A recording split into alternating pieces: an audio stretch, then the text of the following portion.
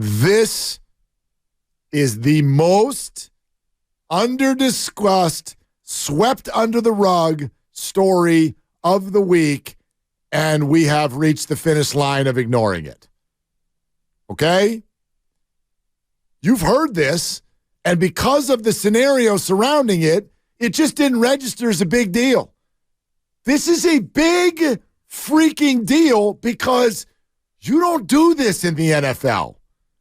You do not do this in the NFL. Listen to Kyle Shanahan's press conference yesterday. Jordan Addison, zero blitz. Charvarius Ward, Steve Wilks, the call right before the half. Listen to how Shanny handles it. Yeah, I think he knows. You guys, I think, talk to him tomorrow. He knows he messed up on that call. I have no problem with zero blitzes, especially when people need a lot of yards. You know, if you need to get 20 yards to kick a field goal, I have no problem with the zero blitz. But I do when there's 16 seconds left, and that's where he lost track. There was no necessary need for that just because of the time.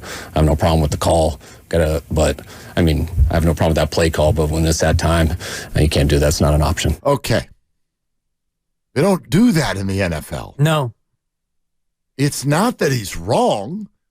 Everything he said there were facts. So what? You don't do that in the NFL. And I'm not here to say he's wrong for doing it. I think many people will feel that way. But when I hear that, it tells me something's wrong. Because if that's what it sounds like in public, what do you think it sounded like in private? Steve Wilks has a bus on his face right now because of that press conference, and he's holding his own press conference. Oh, a bus on his face. A bus on his face. Like he got thrown under the bus. Correct. Okay. You said that during the break as we were coming back, and I was playing the Steve Wilks audio, which we'll have momentarily, but you said something, and I'm like, what did he say? Yeah. He's got a bus on his face. I didn't know what you meant, and then now that you said it 4 times, I get what you're saying. Threw him under the bus. And he's got a bus on his face. He's got a bus on his face. On his face. One bus on outside. his face. Outside. Yeah.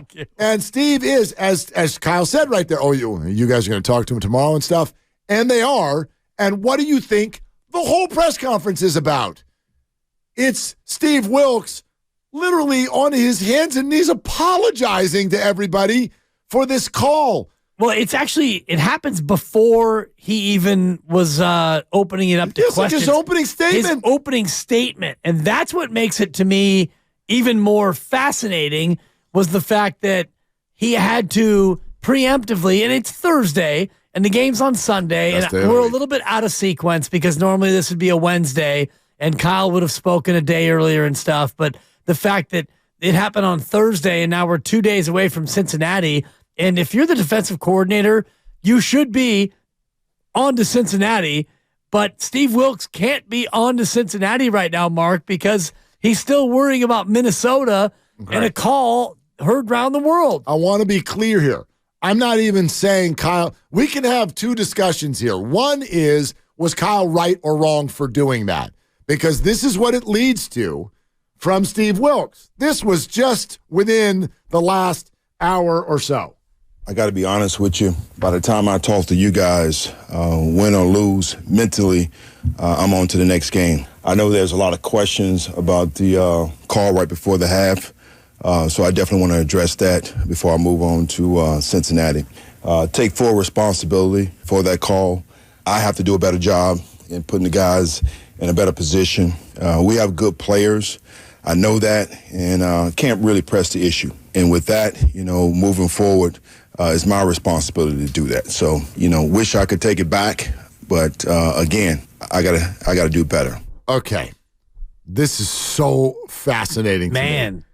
So a preemptive mea culpa. There's two questions or two things we can discuss. Okay. One is, was Kyle right for doing that, going public with he knows he messed up, leading to a press conference like that?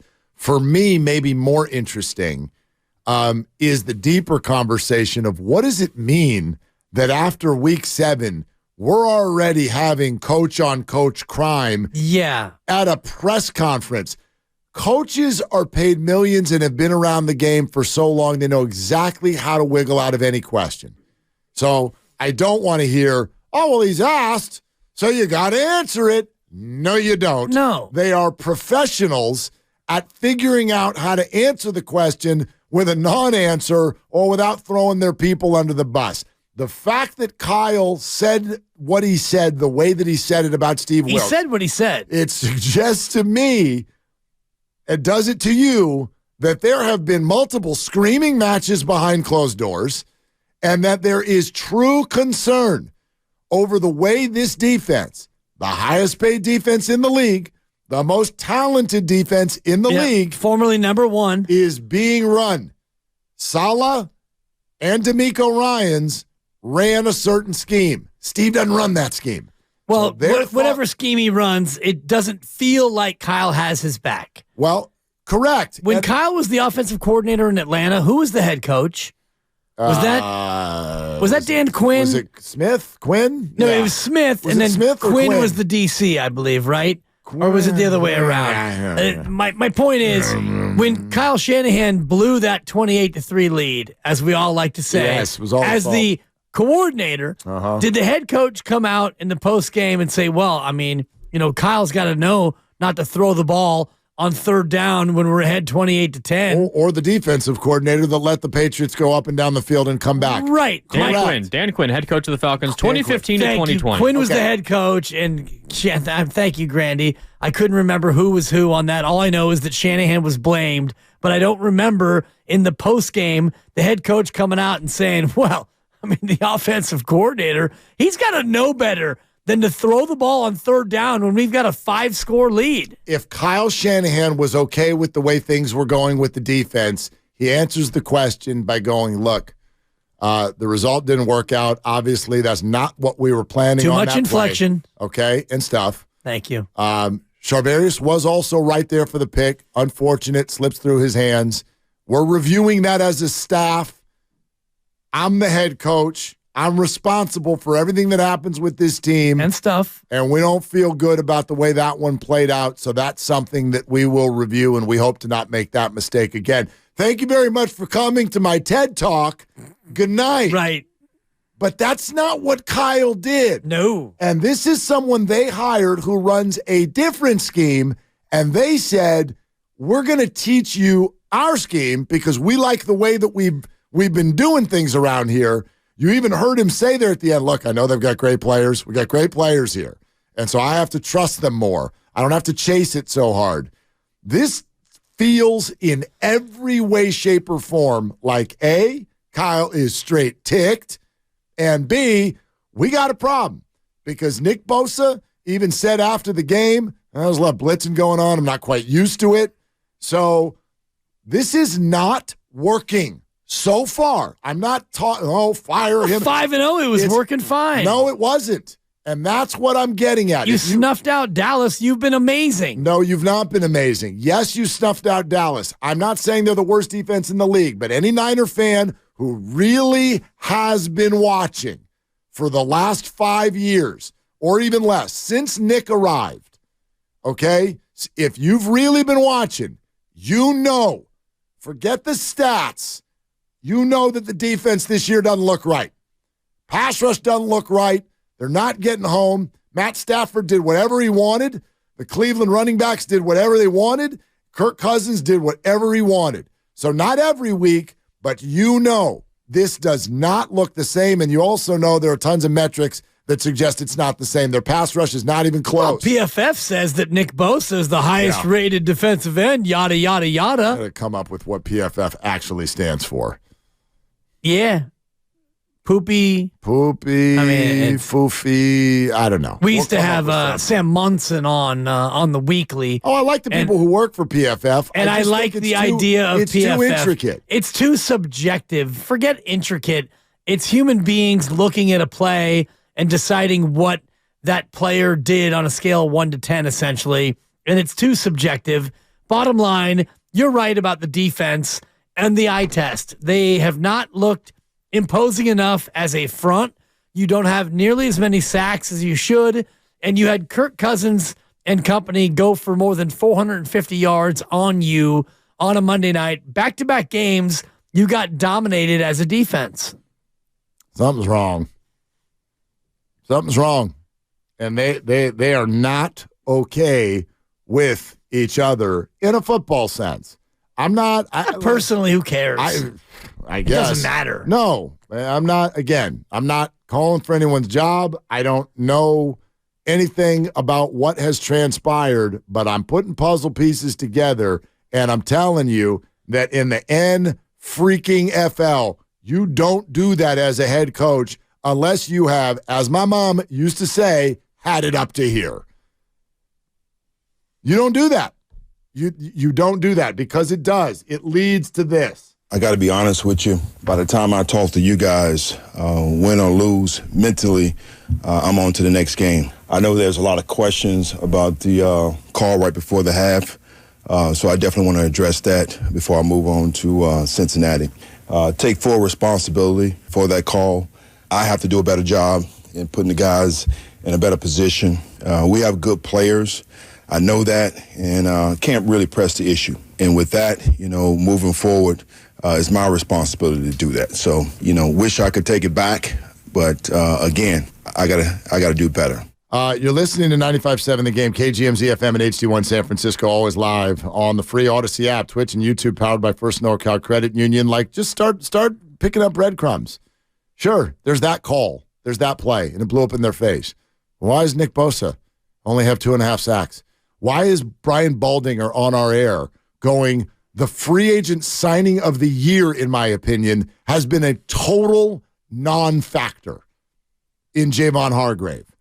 Has Eric Armstead's name been said by an NFL broadcaster during a game this year? What's going on? Because you can't blame just the scheme for individuals not playing good football. I'm not at the word blame yet. Okay. I want to know what the hell's going on. Right. It's not working the way it's supposed to work. I think that's obvious. Hargrave looked better over the first 3 or 4 or 5 games than he did the last 2. Okay. Nick Bosa has been, and all the PFF numbers that many people want to trumpet. Oh, he's a top 3 defensive end. He's been very much muted in terms of being the highest paid defensive player, and I do think a lot of it stems from him not having training camp, and maybe part of it too is his contract. And if you want to blame a different scheme, you can blame that, but if you're a game wrecker, you're going to wreck the game if you are playing at the top of your performance. I get what you're saying. I'm just telling you, my read right now, based on production, based on the way people are handling press conferences, whether that's Kyle, whether it's Nick Bosa, whether it's Steve Wilks, they do not feel like this is operating at the level that it is supposed to operate. And the fact that Kyle Shanahan grabbed a microphone and said the comment, Steve Wilks knows he messed up. He just said that to all the Matts and all the Jennifers and all the people in the room. Yeah. He just said that, like, without really having to. I'm sorry. That speaks volumes about how the coaching staff feels right now. It also speaks volumes to me about his leadership, because you're the head coach of the football team, and when Kyle Shanahan has a play call that is equally bad, who calls him out?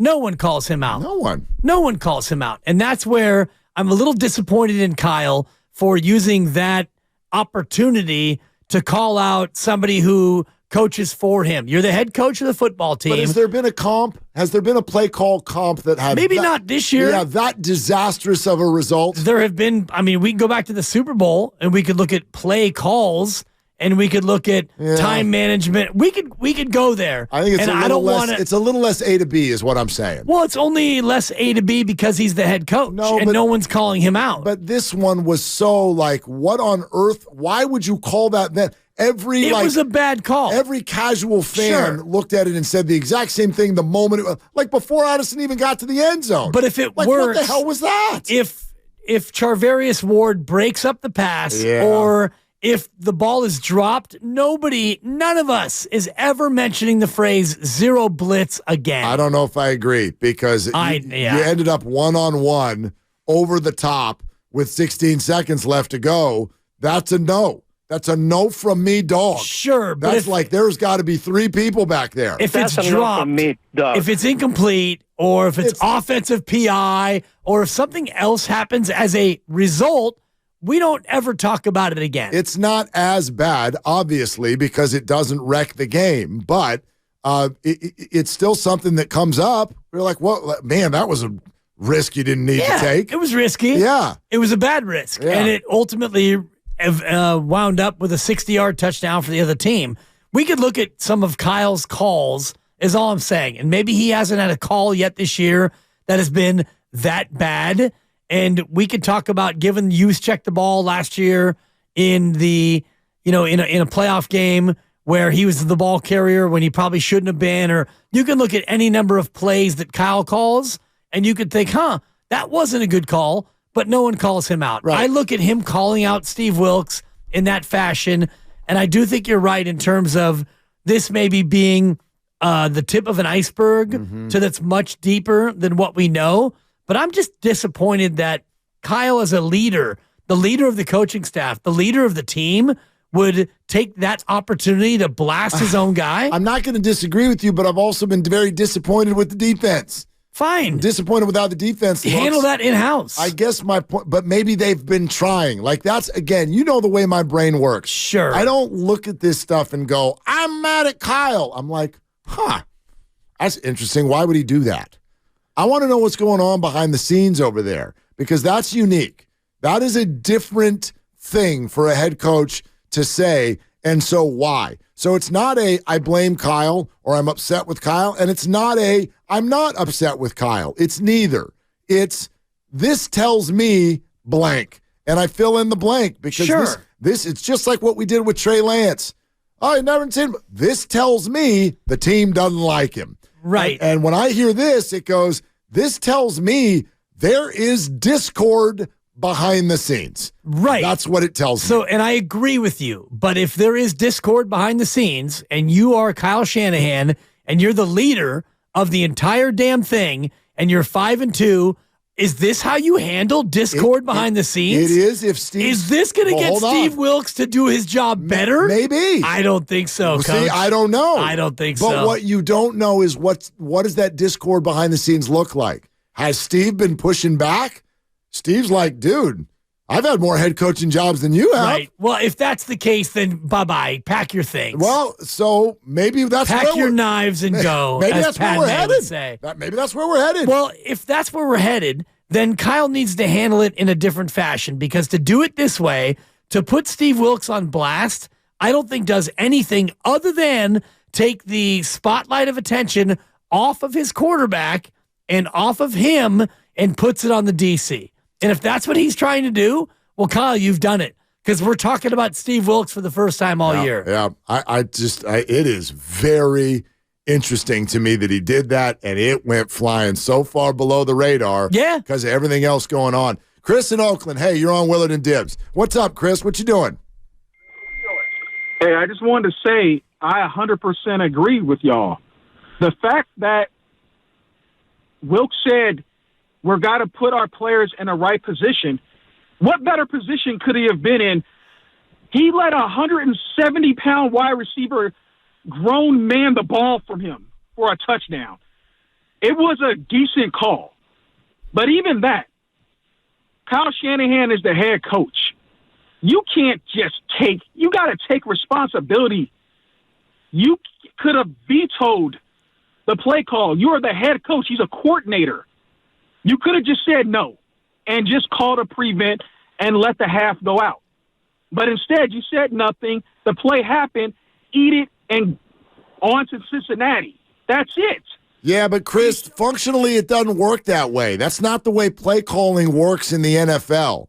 They got you got 30 seconds to get that thing in there and get ready to roll. In fact, maybe less because they're in a hurry-up situation. You can't have coaches yelling at each other, vetoing things on the sideline. They're in Fred Warner's helmet. Nobody knows where to go. That's how it falls apart. I mean, your concept is not wrong. I hear completely what you're saying, and if it's a buck stops here conversation, I think we're all open to that. But to say that there's vetoing going on the sideline, No, it's been delegated to Steve Wilks to call the plays. And no, it was not an okay call. It was a horrible risk-reward call that Steve Wilks made, and he got burned. I know Charvarius could have, should have caught it. Doesn't matter. It's a terrible risk-reward call that did not need to be made. It's a terrible call. Yeah. And so you're Kyle Shanahan, and you're the head coach, and your job is to coach the coaches and coach the team. And so the terrible call happens, the touchdown happens, you lose the game, and you have a choice as Kyle Shanahan how you want to handle it, and I think he handled it the wrong way.